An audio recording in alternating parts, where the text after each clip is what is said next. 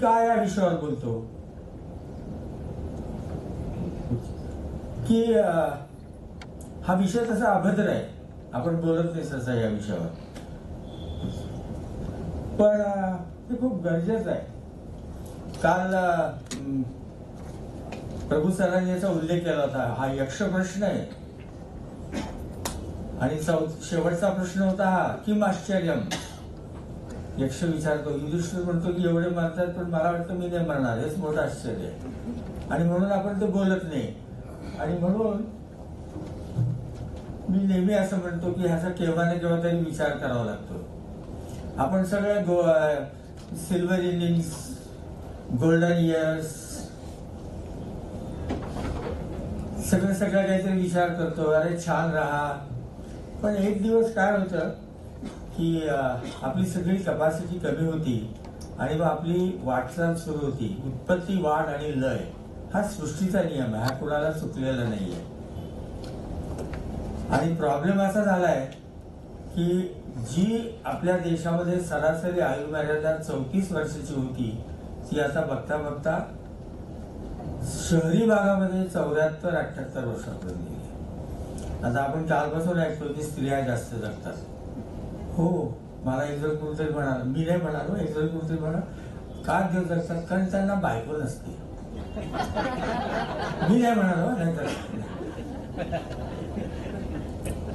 मग आता हे वाढतच चाललेलं जे आयुष्य आहे ते शेवटी ना आपल्याकडे आपल्या देशामध्ये काय होतं की खूप अवघड होऊन जातं. आपण प्रार्थना करतो, काय आला असे ना कुठे गेले हा, पण ना ते फक्त किती लोकांना माहिती का, 7% लोकांना आहे. 7 की दोन्ही बाजूनी फिट आहेत, शरीर पण फिट आहे, कॉग्निटिव्हली पण फिट आहेत, बौद्धिक क्षमता उत्कृष्ट आहे. उत्कृष्ट उदाहरण म्हणजे आपले प्रेसिडेंट कलाम साहेब आसामला गेले, IIT मध्ये प्रवास करून एवढा गेले, 1.5 तास भाषण दिलं, गेले. ओनली 7%. त्याच्यानंतर 22% लोक जे असतात त्यांचा प्रेडिक्टेड डेथ असतो. आम्हाला डॉक्टर लोकांना यमाचे भाव असल्यामुळे कधी कधी देव आहे असं वाटायला. आम्हाला लोक विचारतात काय किती दिवस, तरी अंदाज किती महिने, म्हणजे मग आम्ही सांगतो या स्टेजला स्टडीज सांगतात की 6 महिने आहे. हो नाही, आता 3 महिने आहे असं आम्ही सांगतो. आम्हाला वाटतं आम्ही देवच झालो. पण त्यांच्यामध्ये काय असतं की फंक्शन चांगलं राहतं पण एकदम ड्रॉप होतं आणि जातात. त्याच्यानंतर किती टक्के तिकडे 16% लोक आहेत ते फेल्युअर वाले असतात. Kidney failure, heart failure. हा बाबा कसे आहेत असं बरे, परवा ICU मध्ये होते, 8 दिवस झाले, आले घरी. आता घरातल्या घरात थोडस चालतं. आणि मग एक दिवस पण ते बघा 47% लोक कोण आहेत. आपण तर मेजॉरिटीच जाणार नाही. आपण थोडे एवढे नशिबाने 7% वाले, आपण मेजॉरिटी वाले 47% लोक झिजून जाणारे म्हणतात की सगळे डिपेंडन्स झालेलं आहे. अनासह्यानं मरणं,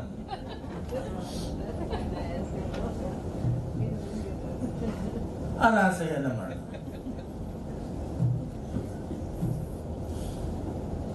आपल्या देशामध्ये India is the worst country to die. आपल्याकडे गरीब लोक दुर्लक्षामुळे दुःखामध्ये मरतात. मध्यमवर्गीय लोक अज्ञानामुळे दुःखात मरतात आणि श्रीमंत लोक व्हेंटिलेटरवर दुःखात मरतात. पण थोडक्यात काय की कोणालाही वेदनामुक्त आणि सन्मानजनक मृत्यू मिळत नाही. Dying with dignity, graceful exit कुणाचंच नसतं. अरे एंट्री झाली, एक्झिट होणार, एंट्री जशी छान झाली ती मस्त मजा करत होते, सगळे आनंद करत होते, एक्झिट पण छान झालं पाहिजे. तर ते असं एक्झिट होतं आपल्याकडे. सॉरी, तुझ्या आधी का नंतर एक स्लाइड बघू. बर, येईल ते. तर हे एक्झिट पण चांगलं झालं पाहिजे. हे डॉक्टर शंखा मित्र म्हणून जे आहेत हे ऑस्ट्रेलियामध्ये पॅलिटिव्ह केअर फिजिशियन आहेत आणि ते भारतामध्ये खूप मोठं काम करतात पॅलिटिव्ह केअरचं. तर आपल्याकडे पॅलिटिव्ह केअर म्हणजे काय की ते 6 आंधळे आणि 1 हत्ती, ज्याला जसं लागेल तो म्हणतो ते पॅलिटिव्ह केअर आहे. नाही, मी थोडस आत्मविश्वासाने सांगू शकतो, मी असं फेलोशिप करतोय त्रिवेंद्रमची पॅलिम इंडियाची पॅलिटिव्ह केअरची, कारण मला जिरॅट्रिक पॅलिटिव्ह केअरमध्ये इंटरेस्ट आहे. पण जिरॅट्रिक झाला म्हणजेच पॅलिटिव्ह केअर सुरू होती. पण पॅलिटिव्ह केअर आधीच सुरू होत असते, त्यामुळे ती होती. आणि तुम्हाला सांगायला थोडंसं मला वाईट वाटतं, आपण म्हाताऱ्याला 30 वर्षानंतरच व्हायला लागतं. सॉरी ना, त्यामुळे त्या फार वाट बघू नका, पॅलिटिव्ह केअर सुरू झाला. असा चांगला मृत्यू म्हणजे काय? चांगला मृत्यू, गुड डेथ. आता बघा कसं बदलत चाललेलं आहे. हे सगळे चांगला मृत्यू आणि हे कुणी केले? ते इंटेन्सिव्ह केअरवाले आणि क्रिटिकल केअरवाले आणि आमचे जे तज्ञ आहेत जे ICU मध्ये असतात त्या लोकांनी स्टडी केला. कुणाशी बोलले? ते मृत्यूशय्यावरच्या लोकांशी बोलले. पूर्वी मृत्यूशय्यावरचा माणूस कुणाशी बोलायचा? तर घरातल्या लोकांशी बोलायचा. तो किती बोलायचा? तो असाच एक म्हातारा होता माझ्यासारखा, आयुष्यभर काळी काळी करून काय केलं? संसार काळी काळी काळी काळी करून संसार केले. लोक त्याला म्हणायचे, अरे कधीतरी देवाचं नाव घे, आता वेळ आली देवाचं नाव. तो संसार शेवट आला अगदी त्याला. त्यावेळेला काय करायचं? आता ICU ठेवतात, त्यावेळेला घोंगड्यावर काढून ठेवायचे, कारण ते कुठे ते खराब गाडी बिडीचं जाळून टाकायला लागतं, रिसोर्सेस कमी होते ना त्यावेळेला. त्यामुळे घोंगड्यावर काढून ठेवले. घोंगड्यावर काढून ठेवले. तो एक काय असतं, डेथचा प्रोसेस असतो. सगळं हळूहळू शटडाऊन होतो, येत असतं. तो नॉर्मल प्रोसेस असतो. तो हल्लीच्या विद्यार्थ्यांनी पण बघितलेला असतो, मेडिकल स्टुडंट्सनी. झालं, तो आपलं वाकी वाकी वाकी असं म्हणून गेला. लोक म्हणले वा वा वा, शेवटी तरी देवाचं नाव आलं, वासुदेवा केशवा. तो म्हणत होता वासू केरसुणी खाते. असं त्यावेळेला गुड डेथ होता, सगळं लक्ष आहे. असं ICU डेथ होतं. तर त्यामुळे ICUतल्या डॉक्टरशी ICUतल्या नर्सेसशी बोललं जातं. विश आय फॉरगिव्हन माय डॉटर असं ते बोलतात जाताना. आता ते कुणाशी बोलत जातं? हा, तर हे सगळं जे आहे म्हणजे मृत्यूचं ठिकाण माझ्या पसंतीने पाहिजे. हा, मग गंगेचं तिरी वगैरे तो आलाय माझा कानाविला, ते सगळं ठीक आहे, भजन बिजन वगैरे ठीक आहे. पण शेवटी रियालिटी अशी आहे की मृत्यूचं ठिकाण पण मला आता निवडता येत नाहीये पुढचं. हे आता असा मृत्यू होतो. ऑनेस्टली सांगतो, मी तर साधा फॅमिली फिजिशियन, मी काय असा कोणी इंटेन्सिव्हिस्ट वगैरे नाही आहे. पण माझी परीक्षा घेऊन नका, हे काय ते काय विचारू नका डॉक्टर.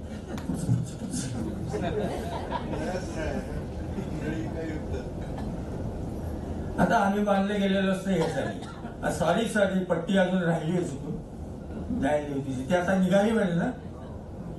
न्यायदेवतीची पट्टी काढली म्हणून ऐकलं मी काहीतरी. हा, पण हे आम्ही ह्याला बघतो. आम्हाला ना मोठं प्रॉब्लेम असतो एथिक्स आणि मॉरॅलिटी. एथिक्स काय म्हणतात आणि मॉरॅलिटी काय म्हणते, आणि आमच्या प्रिन्सिपल्स काय आहेत आणि काय. त्यामुळे आमचं प्रिन्सिपल काय सांगतं? First do no harm. त्यामुळे आम्ही कुणाला मरायला मदत नाही करत. चला या असं नाही करत. फर्स्ट डू नो हार्म ते असतं आमचं. आणि दुसरं म्हणजे 0.001% जरी शक्यता असली तरी प्रयत्न केले पाहिजे. त्यामुळे असं होणार नाही की अच्छा नाही आता काही करता येत नाही, राहू दे, असं नाही करता येत. आम्हाला एथिक्स आहे, मॉरॅलिटी आहे पुढचं. मग आता हा मृत्यू एवढा क्लिष्ट का झाला? का बोलावं लागतं एवढं मृत्यूबद्दल? पूर्वी एवढं कुणी बोलत नव्हतं मृत्यूबद्दल.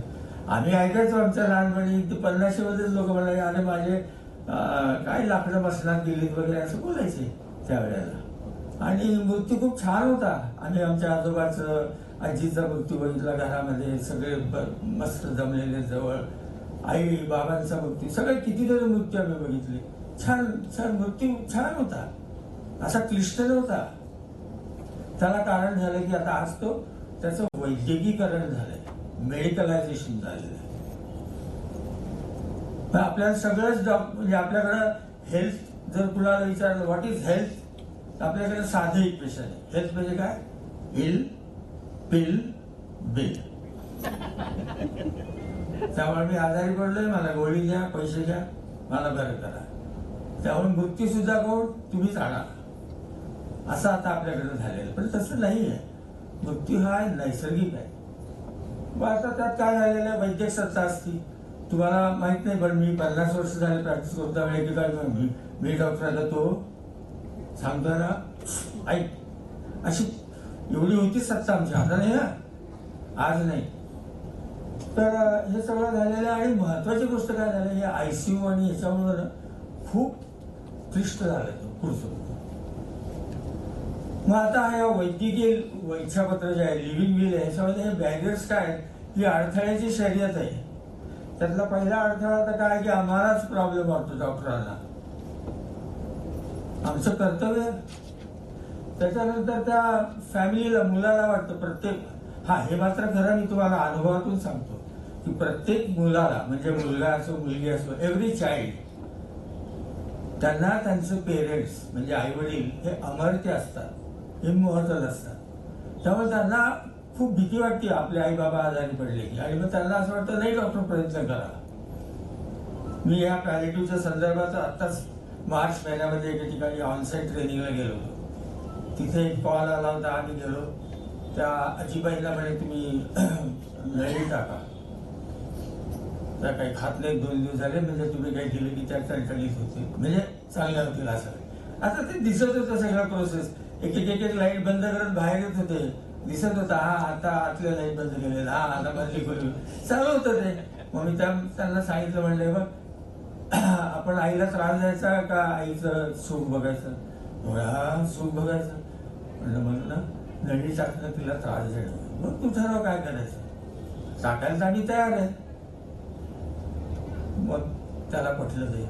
दुसऱ्या दिवशी फोन आला, झाली आई शांत सकाळी. मग नळी टाकून काय केलं असतं आपण?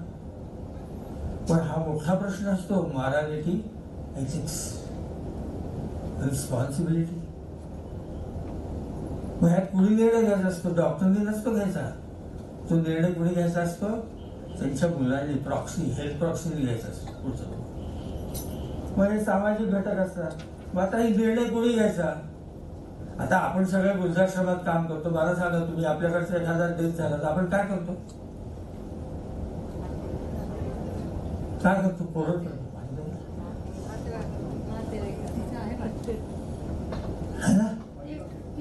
काय करतो आपण? डेथ झाला तर काय करतो आपण? तोपर्यंत नातेवाईकांना यायला वेळ वगैरे असेल तर डॉक्टरला बोलवतो. आजारी पडलं तर काय करतो? खूप जास्त आजारी पडलं तर लवकरात लवकर हॉस्पिटलमध्ये नेण्याची व्यवस्था करतो, ॲम्ब्युलन्स बोलतो. मग ते पुढे तिकडे तेच जाणार तो नळ्या वगैरे, आहे की नाही? मग करतोच ना तरी. हा, मग तेच म्हणतो. म्हणून हे वैद्यकीय इच्छापत्र केलं पाहिजे. मग आता ते करण्याचं काय असतं? काही लोक म्हणतात नाही मी निर्णय घेईल, काही लोक म्हणतात नाही ते माझा मुलगा आहे ना तो सगळं ठरवेल.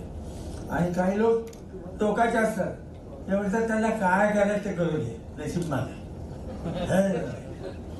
मग पैसे असतील तर व्हेंटिलेटर लावतील, पैसे संपले की जसं काही तो आपला हे असतो ना चार्जिंगची पिन, तसं काढतील.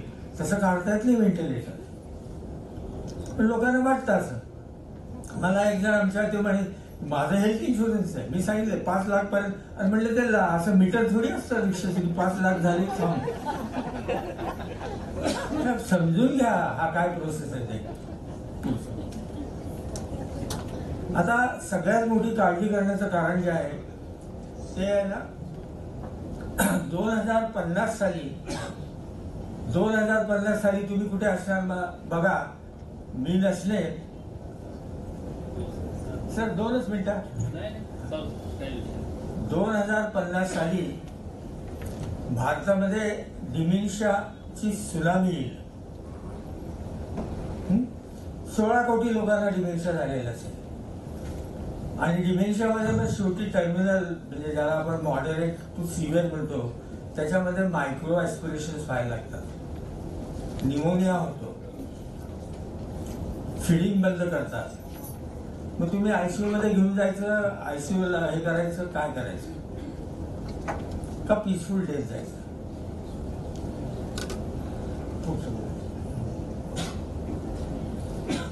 आता ह्याच्यामध्ये सगळ्यात खाली जे आहे ना ते युके मधले डिमेन्शियाचे पेशंट्स आहेत. नंबर 2 मध्ये युएसएचे आहेत, नंबर 3 इंडियाचे. तुम्ही म्हणाल त्यात काय विशेष आहे, आपली पॉप्युलेशनच इतकी. हो बरोबर आहे, पॉप्युलेशन आहे सर, पण त्या 2 कंट्रीजला श्रीमंत कंट्रीज आहेत. आपल्या देशामध्ये किती प्रॉब्लेम, आपण गरीब होत अजून.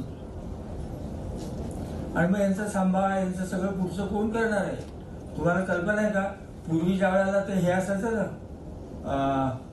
आपलं उदक शांतीचं जेवण, गोड जेवण, त्यावेळेला ना ते लोक असे त्या फोटोला नमस्कार वगैरे करायचे आणि मग सांगायचे की यांनी माझ्यावर किती संस्कार केले, माझ्यासाठी किती हे केलं. आता म्हणजे त्याच्याकडे पाठ असते, कुठल्या हॉस्पिटलमध्ये तो सांगतो आयसीयूत का, किती दिवस, कितीचं बिल फाडलं. अरे गेलेल्या माणसाबद्दल का लुटलो, मला फॅमिली पेशंट म्हणून सांगलं डॉक्टर शेवटच्या 3 दिवस फार लुटलो डॉक्टर. खूप बापरे, म्हणजे मला आता यमराजाचा भाऊचा बरोबर दरोडेखोर वाटायला. हे जर टाळायचं असेल तुम्हाला तर तुम्ही समजून घ्या ना, तुम्ही आरोग्य पण समजून घ्या, तुम्ही मृत्यू पण समजून घ्या. तुम्ही आरोग्य समजून नाही घेणार. आरोग्याला काय लागतं, चांगली हवा लागते, चांगलं पकवून डॉक्टर देतात ते. तसं हे मग हा मोठा प्रॉब्लेम होणार आहे. मग असा कधी करायचं लिव्हिंग विल, कधी पण करायचं. मला मरायचं म्हणलं तर हो नाही, युथॅनसिया वगैरे आपल्याकडे अलाउड नाहीये. हे जर आणि जेव्हा केव्हा माझ्या आरोग्याविषयी निर्णय घेण्याच्या क्षमतेत मी नसेल तर, म्हणजे काय थोडक्यात माझी बौद्धिक क्षमता गेली तर, म्हणजे काय थोडक्यात आता जो काय डिमेन्शियाचा आजार वाढतो तो, तर खालील सूचनांचं पालन करा. हे 18 वर्षाच्या वर कुणी करू शकतो, लवकरात लवकर करून ठेवा. कुठं वाट बघायची डिमेन्शिया म्हणायची, आधीच करून ठेवायचं. आणि साध्या सूचना, सोप्या सूचना द्यायच्या, ते कवी लँग्वेज मध्ये वगैरे नाही लिहायचं, मत निकालो मेरा जनाजा असलं काही नाही लिहायचं, साध्या भाषेमध्ये.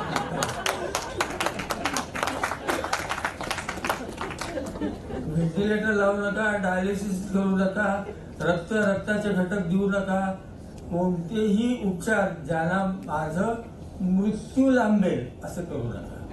बस, बाकी काही नाही लिहायचं.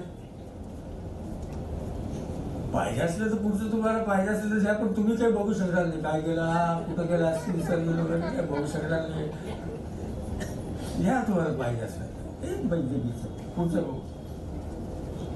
आता हे निर्देश असतात आणि डॉक्टर ठरवतात. आपण म्हणजे मुलगा वगैरे नाही ठरवू शकत. हा जाणलो असं तो नाही ठरवू शकत. तर हे आम्ही हे केलेलं आहे, तुम्हाला दिलेलेच आहे सगळ्यांना. ठीक आहे, पुढचं बघू. तर शेवटी ही प्रार्थना करतो मी, थँक्यू काही म्हणत नाही तुम्हाला, कारण तुम्ही एवढ्या चांगल्या विषयावरती तुमचा वेळ आणि श्रवण जे तुमचं होतं एवढं मला भरभरून दिलं.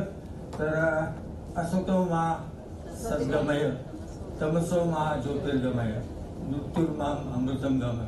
कारण मी आय बिलीव्ह स्ट्रॉंगली की आपले parents they never die, our near and dear ones get departed. Death is for unknown person on the road. Death is not for my people. So it's a departure. So departureच्या वेळेला वाईट तर वाटणारच. But let us die with dignity. So this is all for dying with dignity. Thank you. Thank you.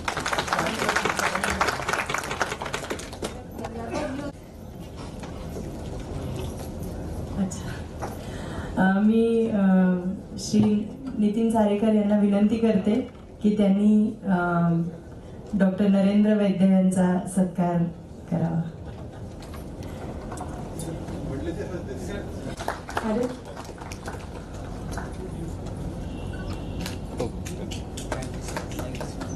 वैद्यकीय